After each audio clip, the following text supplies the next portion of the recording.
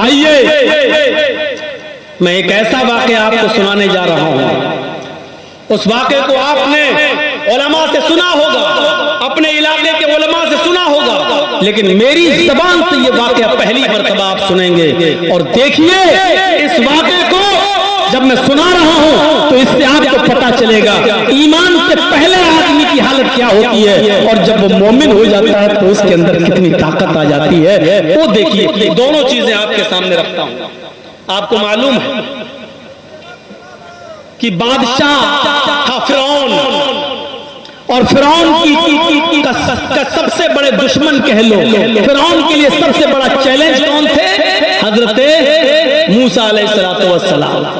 जब फिरौन मूसा और उनकी कौम से तंग आ गया, जब फिरौन मूसा और उनके ऊपर ईमान लाने वालों से परेशान हो गया, तब उसने मूसा को चैलेंज किया, अरे मूसा आओ, अपने कौम को लेकर आओ, एक मैदान में हम जमा होते हैं, एक मैदान में रहते हैं, हम भी आते हैं और तुम भी आओ, हम भी आते हैं और तुम भी आओ, एक मैदान में हम और आप जमा होते हैं, आओ आमने सामना कर लेते हैं, आओ मुकाबला कर लेते हैं, तुम्हारे पास जो सच्चाई है तुम उसको पेश करो, हमारे पास जो सच्चाई है हम उसको पेश करें, देखते हैं कौन हक पर है, जो हक पर होगा वो बच जाएगा। हजरत मूसा अलैहिस्सलातु वस्सलाम ने फिरौन के इस चैलेंज को कबूल कर लिया। अब मूसा की कौम उधर खड़ी है, फिरौन का लश्कर इधर खड़ा है। आइए अब मैं आपको दिखाता हूं फिरौन अपने साथ किसको लाया? जादूगरों को। उसको बड़ा भरोसा था अपने जादूगरों के ऊपर। और मूसा अलैहिस्सलाम अपने साथ किसको लाए? उन्हीं चंद लोगों को जो मूसा पर ईमान लाए। मुकाबला होता है। फिरौन ने जादूगरों से कहा, सुनो, हारना नहीं चाहिए, ऐसा तिलस्म दिखाओ, ऐसा करतब दिखाओ जिसको देखकर मूसा और मूसा के ऊपर ईमान लाने वाले भाग जाएं। जैसे ही फिरौन ने यह कहा तो फिरौन के जादूगरों ने क्या कहा? आए फिरौन, बेफिक्र रहिए, जीतेंगे तो हम ही। हम ऐसा जादू दिखाते हैं, ऐसा तिलस्म दिखाते हैं, ऐसा करतब दिखाते हैं जिसको देखकर मूसा और मूसा के सामने जो लोग ईमान लाए अभी भाग खड़े होंगे, डर जाएंगे, भाग जाएंगे, कोई मुकाबला नहीं कर पाएगा। मैं दिखाने जा रहा हूं, लेकिन हमें अपना तिलस्म दिखाने से पहले इतना बता दो, इन्ना लना लअजरन इन कुन्ना नहनुल गालिबीन। कुरान के अल्फाज हैं। कुरान क्या कहता है? जादूगरों ने क्या कहा? आए फिरौन, हम अपना जादू दिखाएंगे, मूसा और मूसा की कौम भाग जाएगी, लेकिन ये बता दो कि हमारा इनाम क्या होगा? इन्ना लना लअजरन, हमारे लिए इनाम क्या दोगे? हमें इनाम से क्या नवाजोगे? इन कुन्ना नहनुल गालिबीन, अगर हम मूसा से जीत गए, मूसा की फौज से जीत गए, मूसा की कौम से जीत गए, तो हमारा इनाम क्या होगा? हमें क्या इनाम दोगे आप? क्या हमारा इनाम होगा? इतना कहना था। फिरौन का जवाब सुनो।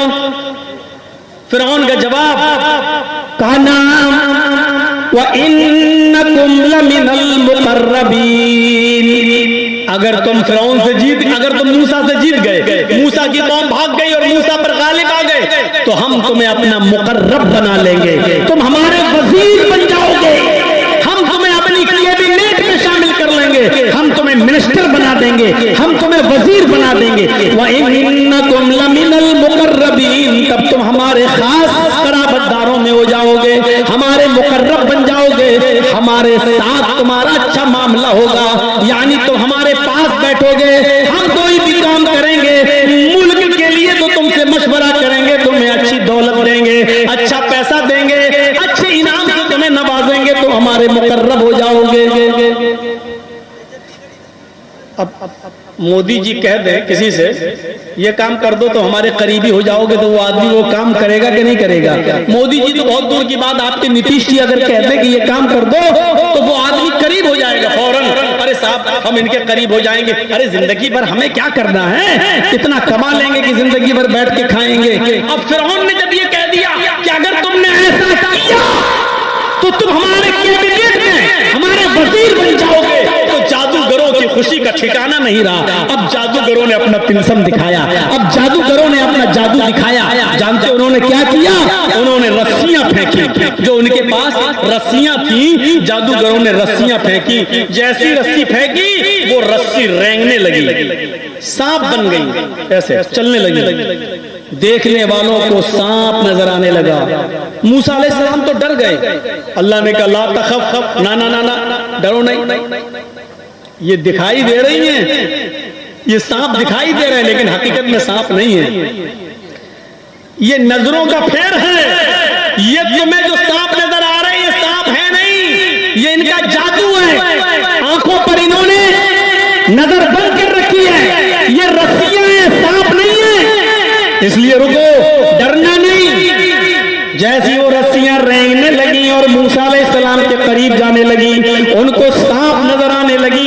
मूसा अलैहिस्सलाम और उनकी कौम डरने लगी। अल्लाह रब्बुल आलमीन ने मूसा अलैहिस्सलाम को हुक्म दिया, अपने नबी को हुक्म दिया, अन अलक़ि असाक, ऐ मूसा देखते क्या हो, तुम्हारे हाथ में जो डंडा है, तुम्हारे हाथ में जो लाठी है, उस लाठी को तुम जमीन के ऊपर मारो। क्यों डर रहे हो? उस लाठी को तुम जमीन के ऊपर मारो और फिर हमारी कुदरत देखो। हजरत मूसा ने लाठी जमीन के ऊपर मार दी, जो हंसा था, जो डंडा था, वो जमीन के ऊपर मार दिया। जैसे जमीन के ऊपर अपना डंडा मारा, वो डंडा अजदहा बन गया, अजदहा।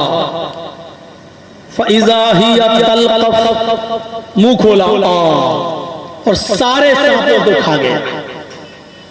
फिरौन के जादूगरों की जो रस्सियां सांप दिख रही थी, मूसा अलैहिस्सलाम ने जमीन पर डंडा मारा तो अजदहा बन गया, और अजदहे ने जो मुंह खोला तो सारे फिरौन के जादूगरों के सांप को वो खा गया।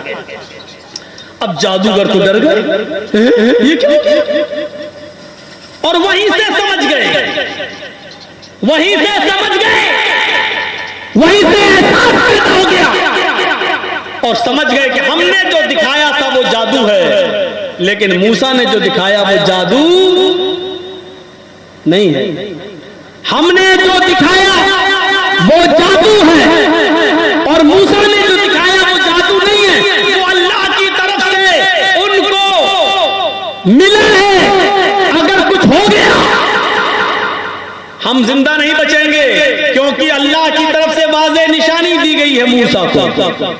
इसलिए बेहतरी इसी में है कि मूसा का मुकाबला ना किया जाए, क्योंकि मूसा के पास जो निशानी है, जो चीज है, वो हमारे जादू के ऊपर भारी है, हम हार ही जाएंगे। इसलिए जैसे ही उन फिरौन के जादूगरों ने जब ये देखा कि अजदहा हमारी रस्सियों को खा गया, हमारे सांपों को खा गया, तो उनका दिल बदल गया और उनके अंदर ईमान पैदा हो गया और फौरन चीख पड़े। कुरान कहता है फिरौन के जादूगरों ने चीखते हुए कहा, आमन्ना बिरब्बिल आलमीन रब्बि मूसा व हारून। हम गवाही देते हैं कि हम रब्बुल आलमीन पर ईमान लाए। हाँ हाँ, हम अल्लाह रब्बुल आलमीन पर ईमान लाते हैं। रब्बि मूसा व हारून, हम मूसा और हारून के रब पर ईमान लाते हैं। हम उस खुदा पर, हम उस रब पर ईमान लाते हैं जो मूसा का रब है, हम उस रब पर ईमान लाते हैं जो हारून का रब है। अब जब ये ईमान ले आए तो फिरौन को बड़ा डर लगा। अच्छा, फिरौन को बड़ा वो हुआ, हम तुम्हें अपने लिए लाए थे कि मूसा पर ईमान लाने के लिए लाए थे? मूसा के रब पर ईमान लाने के लिए लाए थे? तुम्हारी हिम्मत कैसे पड़ी मेरी इजाजत के बगैर तुम ईमान लाए हो? मूसा अलैहिस्सलाम पर ईमान लाने वाले जादूगरों ने कहा, अरे फिरौन गलतफहमी में हो, जब वाज़ेह निशानियां आ गई, अल्लाह की कुदरत को हमने देख लिया, तो फिर हम तुमसे इजाजत लेकर क्यों ईमान लाए? हमारे दिल ने अंदर से गवाही दी, हम ईमान लाए। आज से तू हमारा रब नहीं है, आज से मैं रब्बुल आलमीन पर ईमान लाया हूं, उस रब पर जो मूसा का रब है, जो हारून का रब है। अब जानते हो अभी तक जो इनाम मांग रहे थे फिरौन से, क्या इनाम मिलेगा? क्या इनाम? अब जब इस्लाम लाए, ईमान लाए, तो फिरौन ने उनको धमकी क्या दी? सुन दो कुरान क्या कहता है। कोई ऐलान करना है क्या? ठीक है। तो मेरे भाइयों बैठिए, आया कुछ वेद सुनना चाहते हैं। अब हमें पता चल गया कि कुरान और हदीस से ज्यादा ये कौम वेदों पे मरती है। अरे इसी वेद के चक्कर में तो ये त्यागी बन गया है, और आपको कुरान हदीस ईमान की बातें सुनाई जा रही है, लेकिन आपकी समझ में नहीं आ रही। ठीक है, पढ़ देता हूं, लेकिन इस बात को पूरा सुन लीजिए आप मेरे भाइयों। सुनिए, इसके बाद फिरौन ने जो धमकी दी, उस धमकी को सुनिए। कहा कि अच्छा तो तुम ईमान लाए हो? कि हाँ हम ईमान लाए। तो कहा सुनो, लौकत्यान्ना अयदियकुम वअरजुलकुम मिन खिलाफ थुम्मा लउसल्लिबन्नकुम अजमईन। मूसा पर ईमान लाने वाले मेरे जादूगरों, अगर तुमने मूसा और हारून के रब के ऊपर से ईमान न छोड़ा, लउकत्यान्ना अयदियकुम वअरजुलकुम, तो मैं तुम्हारे हाथ कटवा दूंगा, मैं तुम्हारे पैर कटवा दूंगा। मिन खिलाफ, मुखालिफ सिमतों से, यानी दाहिना हाथ काटेंगे तो बायां पैर, या बायां हाथ काटेंगे तो दायां पैर। अगर ये हाथ काटेंगे तो ये पैर काटेंगे, और अगर ये हाथ काटा तो ये पैर। मेरे जादूगरों तो पलट गए, मूसा और हारून के रब पर ईमान ले आए। लउकत्यान्ना अयदियकुम वअरजुलकुम मिन खिलाफ, हम तुम्हारे हाथ कटवा देंगे, हम तुम्हारे पैर कटवा देंगे मुखालिफ सिमतों से, और हाथ पैर कटवाने के बाद थुम्मा लउसल्लिबन्नकुम अजमईन, हम तुम्हें सूली पे लटका देंगे, तुम्हें फांसी के फंदे पे लटका देंगे। फिरौन के लश्कर के सामने इन जादूगरों ने जब इस्लाम कबूल किया, तो जानते फिरौन ने ये धमकी दी, और जब ये धमकी दी अब ईमान पैदा हो गया था। आमन्ना बिरब्बिल आलमीन कह चुके थे, रब हारून रब मूसा व हारून कह चुके थे। अब ये कैसे पलट जाए? इस धमकी के बावजूद इन्होंने इस्लाम नहीं छोड़ा, ईमान नहीं छोड़ा, बल्कि क्या जवाब दिया? आए फिरौन, तू मेरा हाथ कटवाएगा, मेरा पैर कटवाएगा, मुझे सूली पे लटकाएगा, तो सुन, लन्नू सीरका अला मा जाना मिनल बय्यिनात, अल्लाह की तरफ से अला मा जाना मिनल बय्यिनात वल्लज़ी फतरना, उस अल्लाह की तरफ से जिसने हमें पैदा किया। वाज़े निशानियां जाने के बाद, खुली हुई निशानियां जाने के बाद, वाज़े निशानियां जाने के बाद फिर मैं पलट जाऊं, ऐसा हरगिज़ नहीं हो सकता है। हम मूसा और हारून के रब को छोड़ दूं और तुझे अपना रब मान लो, ऐसा नहीं हो सकता है। फक़ज़ी मा अंत क़ाज़िन, फक़ज़ी मा अंत क़ाज़िन, तुझे जो करना है कर। फक़ज़ी मा अंत क़ाज़िन, तुझे जो करना है कर। तुझे कत्ल करना है कत्ल कर दे, हाथ कटवाना है हाथ कटवा दे, पैर कटवाना है पैर कटवा दे। फक़ज़ी मा अंत क़ाज़िन, तुझे जो करना है कर, लेकिन याद रख इन्नमा तक़ज़ी हाज़िहिल हयातद दुनिया, तू जो भी करेगा, मेरा हाथ काटेगा, पैर काटेगा, सूली पे लटकाएगा, तू जो भी करेगा वो इसी दुनिया में कर सकता है। आखिरत का मालिक नहीं है, आखिरत का अख्तियार नहीं रखता है। तू क़यामत के दिन मेरा कुछ नहीं कर पाएगा। दुनिया में तुझे जो करना हो कर ले, लेकिन मैं इस्लाम नहीं ला सकता, मैं फिर सकता, मैं मूसा और हारून के रब के ऊपर से ईमान नहीं छोड़ सकता। ईमान, अभी वो इनाम मांग रहे थे क्या दोगे, और जब ईमान उनके अंदर पैदा हो गया तो देखिए मौत की धमकी, हाथ और पैर काटने की धमकी दी गई, लेकिन इसके बावजूद उन्होंने कहा कि नहीं, मैं कटवाना पसंद कर लूंगा, मर जाना पसंद कर लूंगा, लेकिन हारून और मूसा के रब को छोड़ना पसंद नहीं करूंगा। ये ईमान की ताकत होती है मेरे भाइयों।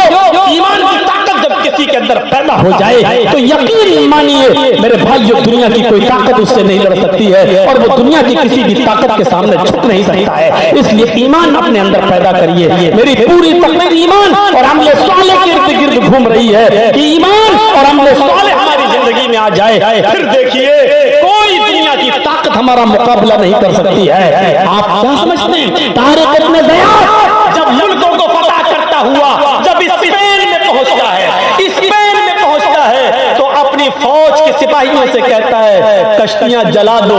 तारिक इब्न ज़ियाद ने क्या कहा? कश्तियां जला दो। लोगों ने कहा कश्तियां जलाएंगे तो हम अपने घर वापस क्यों कैसे जाएंगे? कहा पहले जलाओ। फौज पुलिस वालों ने कश्तियां जला दी, लेकिन फिर सवाल किया, आए हमारे अमीरुल मोमिनीन, आए तारिक इब्न ज़ियाद, आए हमारे कमांडर इन चीफ, हम इन्हीं कश्तियों से समंदर पार करके स्पेन में आए हैं, आपने कश्तियां जला दी, अब हम वापस कैसे जाएंगे? तारिक इब्न ज़ियाद ने क्या कहा?